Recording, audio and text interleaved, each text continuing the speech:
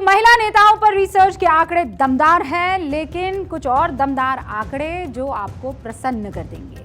ये भारत की growth story से जुड़े हुए हैं। इन आंकड़ों की शुरुआत से पहले आप विदेश मंत्री एस जयशंकर ने एक बयान दिया है, उसे थोड़ा गौर से सुनिएगा। ये बयान अंग्रेजी में है। भारत के विदेश मंत्री एस जयशंकर लंदन में एक इंटरव्यू में ये बयान दे रहे थे। उन्होंने ब्रिटिश पीएम ऋषि सुनक से वहां पर मुलाकात की, दोनों के बीच फ्री ट्रेड को लेकर बात हुई। लंदन में ही एस जयशंकर ने जो ये इंटरव्यू दिया है, आप सुनिए। When it comes to the purchase of oil, just imagine for the moment, had we not bought oil from Russia, I think the global oil prices would have gone higher, because we would have gone into the same market, to the same suppliers that Europe would have done. And frankly, as we discovered, Europe would have outpriced us.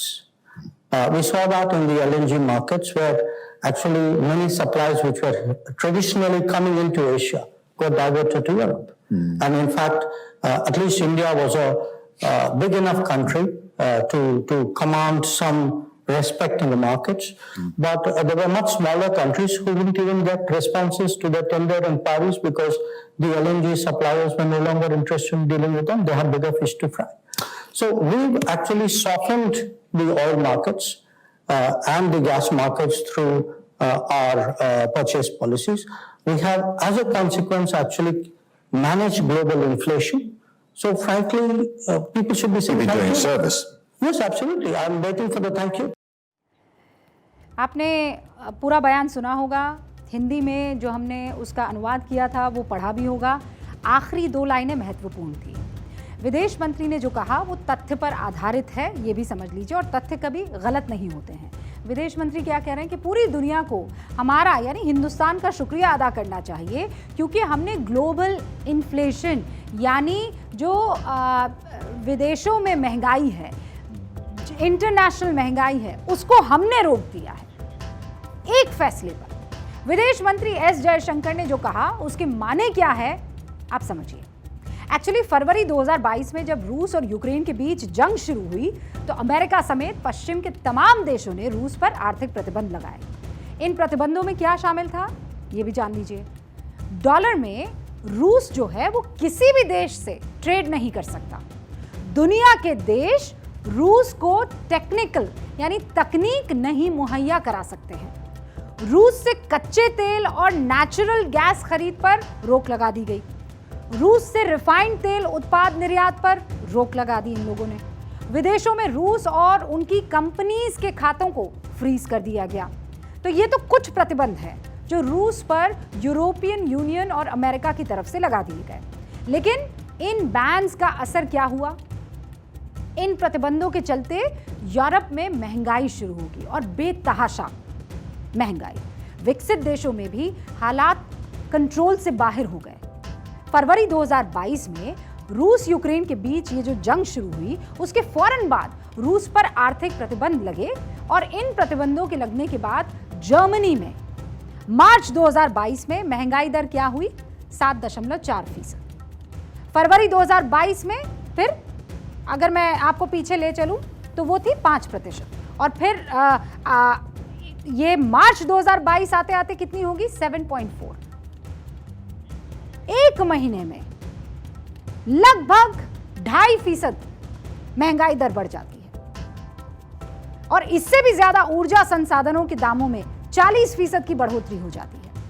फरवरी 2022 के मुकाबले मार्च 2022 में Germany में heating oil में 144% की बढ़ोतरी हुई। Motor fuel price में 47% का इजाफा हुआ, और नेचुरल गैस के जो दाम हैं उसमें भी 42%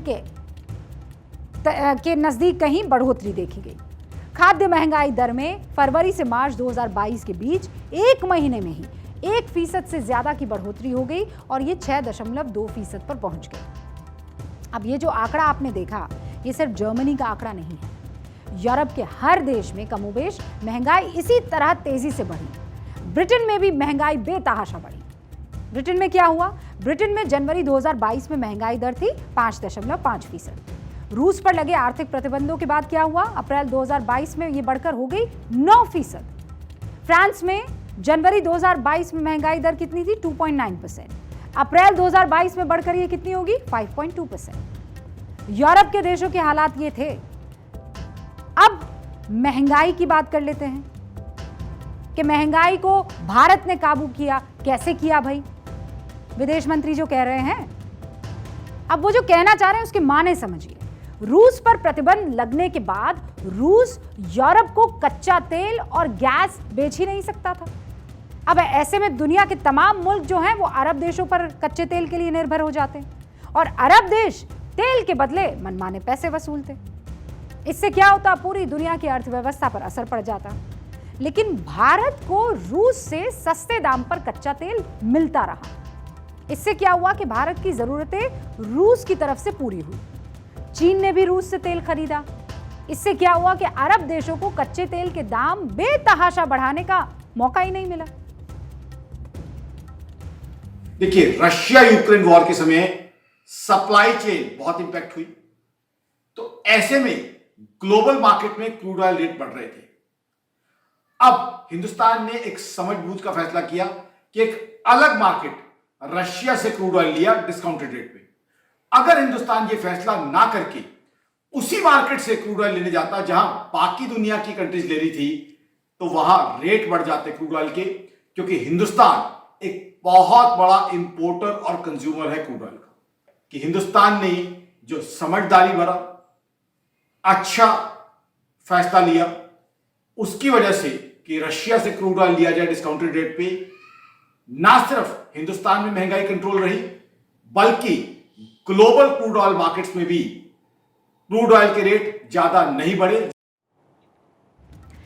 तो भारत ने रूस से कच्चा तेल खरीदकर जो काम किया, इससे अर्थशास्त्री भी एक शानदार कदम मानते हैं और एस जयशंकर के बयान से इत्तेफाक भी रखते हैं। अब एस जयशंकर तो कह रहे हैं कि भारत की वजह से दुनिया भर में महंगाई काबू में रही, और विपक्ष क्या आरोप लगा रहा है? विपक्ष कह रहा है कि भारत में ही महंगाई बेतहाशा बढ़ी है। मध्य प्रदेश चुनाव प्रचार के दौरान आप याद कर लीजिए, कांग्रेस अध्यक्ष महंगाई की बात करते हुए दिखे कि नहीं दिखे? सुनिए। कांग्रेस पार्टी ये चाहती है महंगाई को रोक दो, लेकिन वो रोकते नहीं। अगर हमारी गवर्नमेंट आने वाली जरूर है, हम तो 150 के ऊपर जा रहे हैं। हमारी गवर्नमेंट आएगी तो महंगाई कंट्रोल करेगी। हमारी गवर्नमेंट आएगी, बेरोजगारी खत्म करेगी। तो क्या ये कहा जाए कि जिस भारत ने दुनिया में महंगाई को काबू में रखा, वो भारत अपने ही घर में महंगाई को काबू नहीं कर पाया? क्योंकि मल्लिकार्जुन खड़गे जिस तरीके की आरोप लगा रहे हैं, उससे तो यही लग रहा है। अब आंकड़े आपके सामने रखते हैं। अगस्त 2023 में रिटेल महंगाई दर क्या थी? देखिए, 7.44%। ठीक है, नोट कर लीजिए इसे। अक्टूबर में गिरकर ये कितनी हो गई? नोट कीजिएगा, 4.87%। अब थोक महंगाई दर देख लीजिए। थोक महंगाई दर मई में -3.48% थी और अब माइनस में ही है। अभी भी कितनी है? -0.52%, 0.52%। तो अब सवाल यह है कि आंकड़े गलत हैं या फिर विपक्ष जो आरोप लगा रहा है वो गलत है? आंकड़े और विपक्ष के आरोपों में से क्या सही है, ये हमने अर्थशास्त्री से समझ लिया। देखिए, विपक्ष का मैं पूरा सम्मान और आदर करता हूं, बट डेटा क्लियरली बताता है कि आज महंगाई कंट्रोल में है। अभी अक्टूबर का सीपीआई इन्फ्लेशन डेटा, रिटेल महंगाई डेटा है 4.87%। आरबीआई ने क्लियरली बताया हुआ कि उनका कंफर्ट लेवल है 4% ±2%, यानी 6% तक आरबीआई का कंफर्ट लेवल है। आरबीआई तो एक इंडिपेंडेंट ऑर्गेनाइजेशन है, तो यहां क्लियरली दिख रहा है कि आरबीआई के कंफर्ट लेवल में है महंगाई। ना सिर्फ कंफर्ट लेवल में है, बल्कि 5% से भी कम है, और वो भी ऐसे वक्त में जहां दो बड़े ग्लोबल युद्ध चल रहे हैं।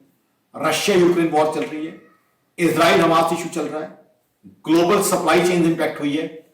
ऐसे वक्त में जब ग्लोबली दो बड़ी लड़ाइयां चल रही हैं, उस समय हमारी सीपीआई इन्फ्लेशन को कंट्रोल में रखना, 5% से नीचे रखना, मेरे हिसाब से एक बहुत अच्छी चीज है, एक बहुत अच्छी जीत है। तो सुन लिया आपने, आकाश जिंदल जाने माने अर्थशास्त्री हैं। पहला सेंटेंस ही ये कहा कि मैं पूरा सम्मान करता हूं जो विपक्ष कह रहा है उसका, लेकिन आंकड़े झूठ नहीं बोलते। तो इकोनॉमिस्ट आंकड़ों को सही ठहरा रहे हैं, लेकिन सिर्फ इकोनॉमिस्ट की राय से अलग कुछ और डेटा मैं रखूं तो ज़रूरी होता है ना, क्योंकि वो भी आप तक पहुंचाना ज़रूरी है। सिर्फ इकोनॉमिस्ट की राय ठीक नहीं है ना। यह आंकड़ा दुनिया के बारे में क्या कहता है वो आप जान लीजिए। पेट्रोल के दामों के जरिए आप पहले समझिए कि दुनिया में महंगाई कितनी है। ठीक है, पेरिस से शुरू करते हैं। पेरिस में अभी 1 लीटर पेट्रोल के दाम है 2 यूरो, यानी भारतीय रुपए में बात करूं तो 181 रुपए लीटर। ब्रिटेन में पेट्रोल के दाम है 180 पेंस प्रति लीटर, यानी भारतीय रुपए में करीब 186 रुपए प्रति लीटर।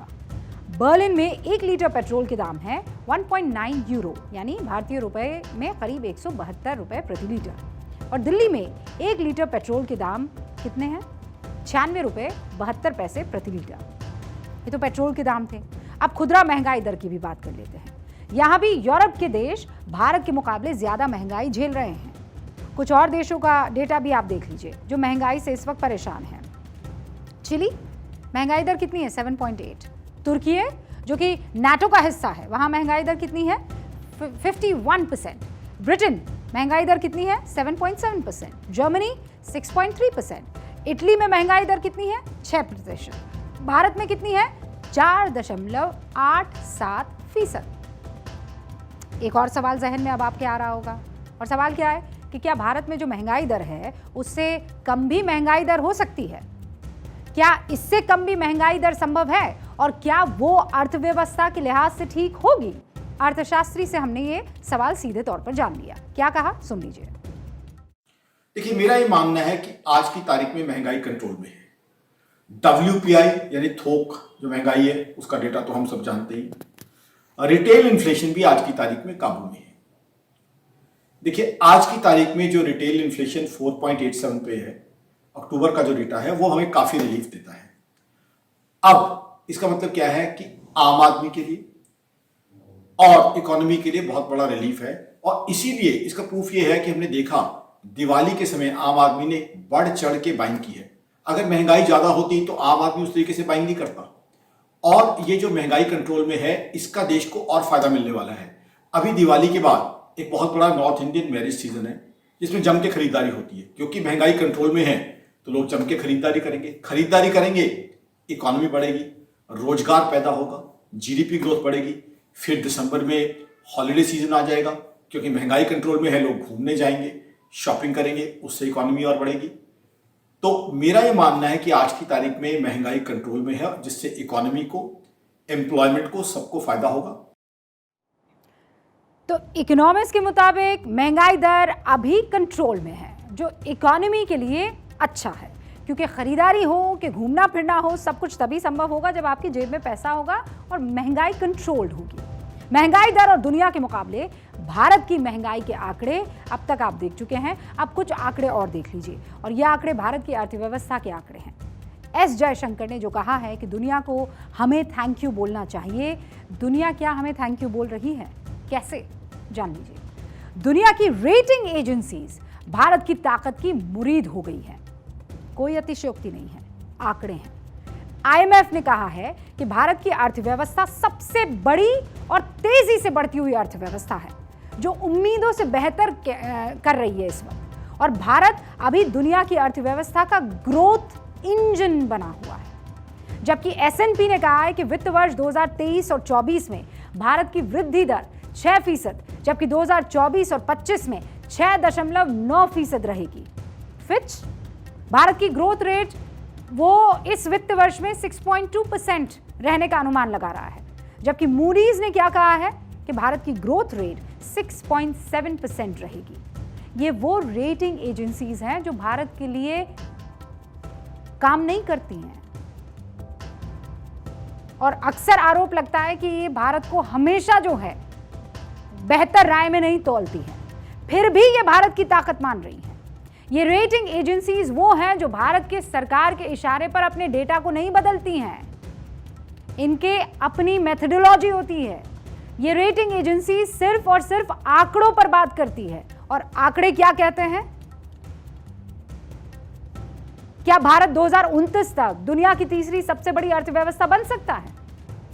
रेटिंग एजेंसी S&P ने क्या कहा कि भारत 2030 तक $7.3 ट्रिलियन की अर्थव्यवस्था हो जाएगा, जो कि दुनिया में तीसरी सबसे बड़ी इकोनॉमी होगी। यानी भारत की अर्थव्यवस्था सही ट्रैक पर है, तेजी से बढ़ रही है।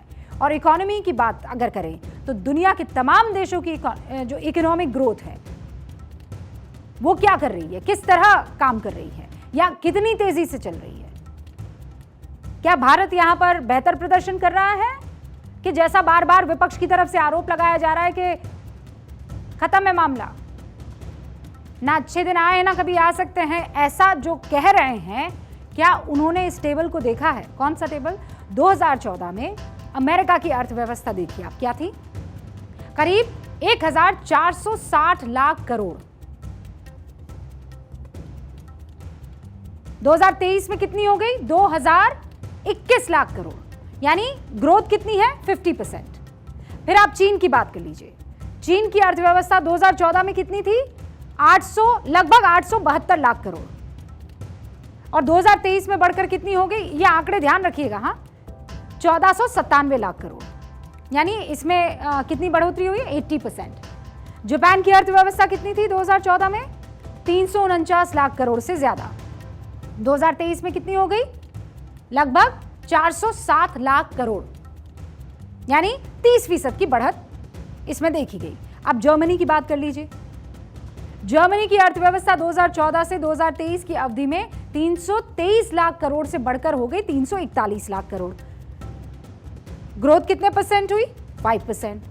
अब देखिए भारत, यह है भारत की इकोनॉमी। 2014 में थी 111 लाख 55 हजार करोड़।